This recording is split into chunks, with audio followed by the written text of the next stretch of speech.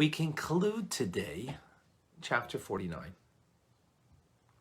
Chapter 49 brings a conclusion to the reciprocal love that we've been speaking about since chapter 46.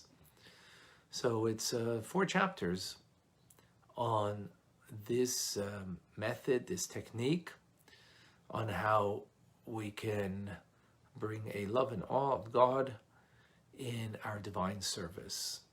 And it is perhaps the most important of them, of all of the methods, of the manners of how we can have a love and awe of God, because it's reciprocal. It doesn't take that much to be able to bring this into our lives. So yesterday we spoke about the Shema, the most basic prayer, Jewish prayer, of the unity and the oneness of God, that we have an awareness of, Hashem Echad, the oneness of God, and God is the only reality. And that brings us then to a love of God with all our hearts, 2 hearts. The heart that is the core of the godly soul, and the heart that is deep down in the animal soul, or the vital soul, that it too should love God. Now, how do we come to that? We explained, is that when we understand, previous to the Shema, in the morning prayer service, we have 2 blessings. They're called Birchas Kriya Shema, the blessings of Shema, which seemingly they have nothing to do with this Shema, but as the Alter Rebbe explains, of course, very much so. And the first part is Yetzer Or. God is creator. He is creator of everything, and we speak in detail as God is creator, and that the creations, the spiritual part of creation, the souls above, the angels, are constantly aware of God's presence, so much so that they, His holiness, and constantly praising. And all of creation, including these spiritual delights, shall we say, God puts aside and creates a physical world, and us in this physical world that don't have an awareness of God, naturally at least. That's why we need Tanya to give us that awareness, or to bring out the awareness that our soul has at least. And so God, so to speak, renounces all of the spiritual, all of the things that are kind of closer to Him in a sense. And He puts that aside. As we said, the heart is, it's compressed. Love can bring a compressing of the heart, meaning putting yourself aside for another. And who's that? For us. So, Alter Rebbe says, when we think about this and reflect upon this matter at great depth in our minds, it will lead to our hearts that we will want to reciprocate, that we too, as water reflects an image, so will our heart reflect back what God is doing for us. And that will kindle us with a burning desire in our heart, at least we're capable of this, that we should also be able to respond in a similar way of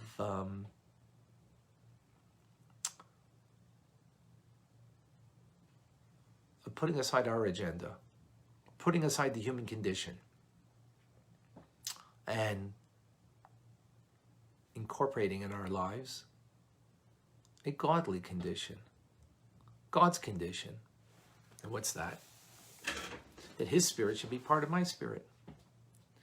Meaning His Spirit, and as we explained previously, that my spirit will cleave in the spirit of godliness, How could that be?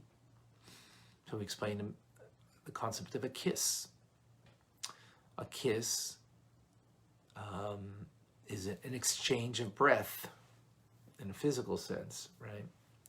So it's an exchange of the spirit, one person to another. The Spirit of God in us.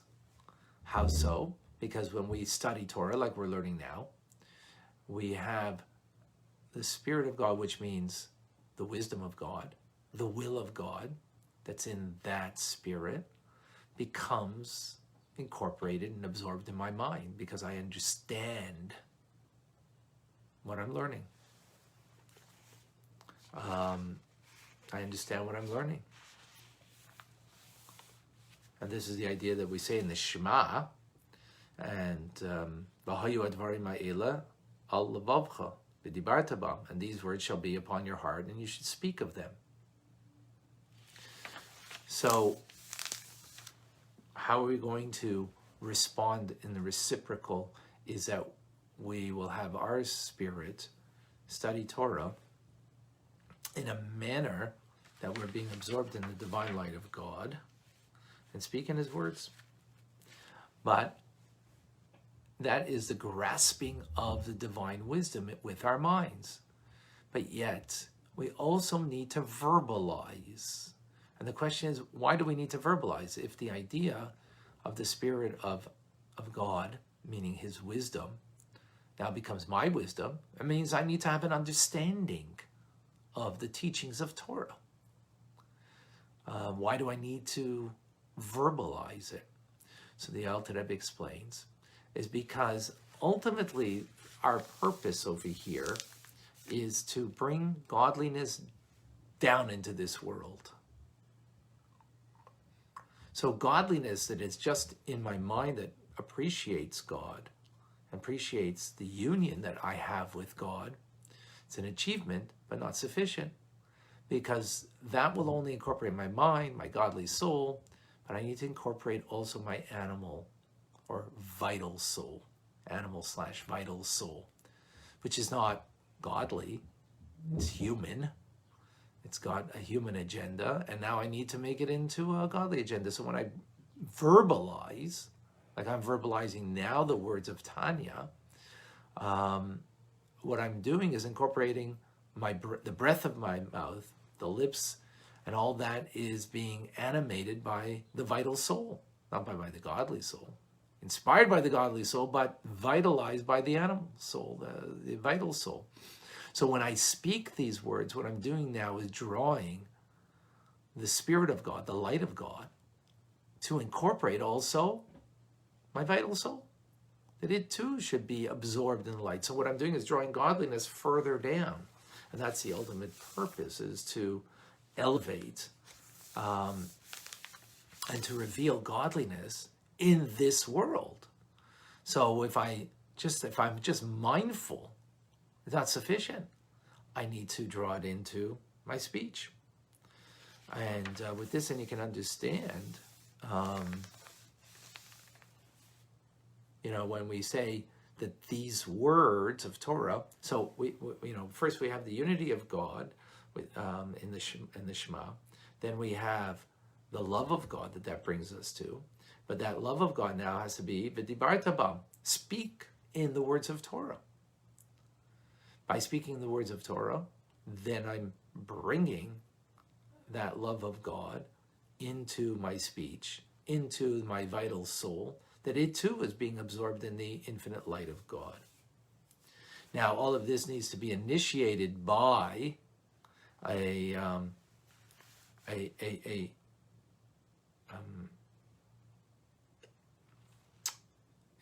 giving myself over to God. Giving myself over in a manner that I'm totally devoted, right? Totally devoted. Surrendering myself to Hashem. That I am here to serve. So in other words, with that notion that I'm here to serve, I have an awareness of the unity and oneness of God. As Shema Yisrael, Shem Elokeinu, Shem Echad, God is one. That brings me vehafta, that I love him with all my heart. And then that will be expressed. It's not sufficient, as the Shema continues, that these things should be on your heart, but depart them and speak of them. Speak of the words of Torah, because you're bringing now the light of God, right, in that divine kiss, into not just my thoughts, not just in my godly soul, but also into my animal/vital soul. That's the idea. That's reciprocating what God has done for us, that we're ready to surrender, to give ourselves over, which, of course, is a challenge, because, we all, including myself and everybody on whatever level that is, wants the world the way we want it, wants our lives the way we want it. Now, it could be, a very simple materialistic, or it could be very, connected to Hashem, but yet it's still the way I want it. Surrendering means the way God wants it. And, the more think about it, the more we engage in Tanya, the more we see after time how we have grown, that before, simple things that were totally, shouldn't be part of our lives now isn't part of our lives because we've grown. But then there's more subtle things. Subtle things, like I'm doing something that is a mitzvah, but, really I'm doing it for my kind of, call it, for my self-interest. And the mitzvah becomes the excuse for my self-interest. Before, my self-interest was not a mitzvah. Now my self-interest is the mitzvah. So that's a little more subtle. That's not a surrender necessarily. That's, me using a God for what makes me comfortable, what makes me happy and brings pleasure to me. Now, obviously, that's a much greater level of achievement in a person's life when 6 months, a year ago, 5 years ago, you're having anger issues, control issues of things that were not healthy. So we've grown. And now what happens, the challenges and the battle is much more difficult, because it's within the realm of good things. But in good things doesn't mean they are not necessarily self-directed. And what we need to achieve here is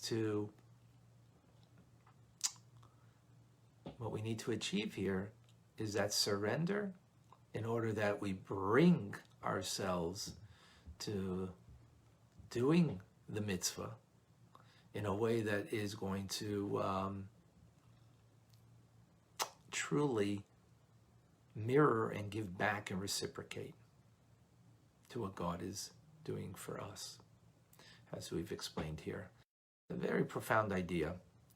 This is far and above, the natural human condition, but we're all capable of it. That's the beauty. We're all capable. We just need to give some thought of what God puts aside for me. I'm ready to put aside for Him, and not make it about me, but make it about Him. Again, on every level of our growth, it's going to get trickier. It's going to become, but I'm just giving you how this applies in a personal life. That's already therapy. That's Tanya therapy, which we're going to get to. We're going to be providing that. Not just yet, but soon. We'll keep you posted. As I've mentioned, if you're interested in other things, in the other classes, private message me your email so we can put you on the email group. More stuff, good stuff to come. Of course, our weekly schedule of other teachings. All right, folks, that's it. Any questions, any comments? Let me just see if I have something here that I...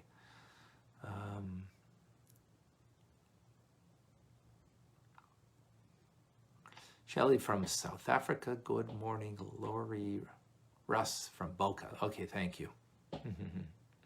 Susan from Illinois, Boker Tov. Stephanie, also from Illinois, from Bloomington, Illinois. Good morning. Jason from Montreal is with us. And Sandy from Michigan. Good morning. Annie, thank you. Ashley with us from Texas. Heather from Connecticut.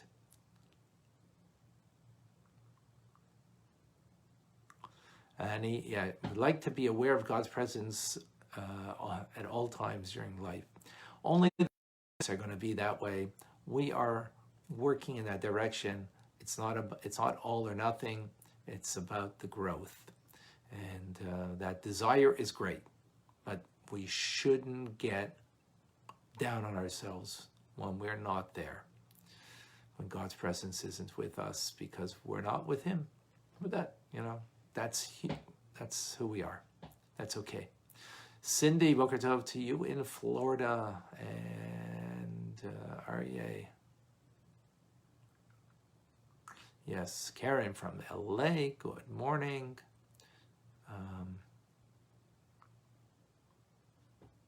Okay, replying to Annie is several people, wonderful. So Denise asked, when we verbalize Torah, do we bring it out into the world as well? Absolutely. Absolutely. We reveal it out in the world. Very good. Rena Boker Tov in Colorado.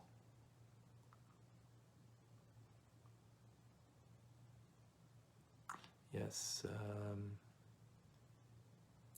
Thank you, Linda. Okay, Rusty and Marla. Good morning. All right, folks. Sharing is caring. Please share the Alter Rebbe's teachings with others. I'm Rabbi Ronnie Fine, coming to you from my home in Montreal, Canada. It's a privilege and a pleasure to share with you the Tanya. Have a wonderful day.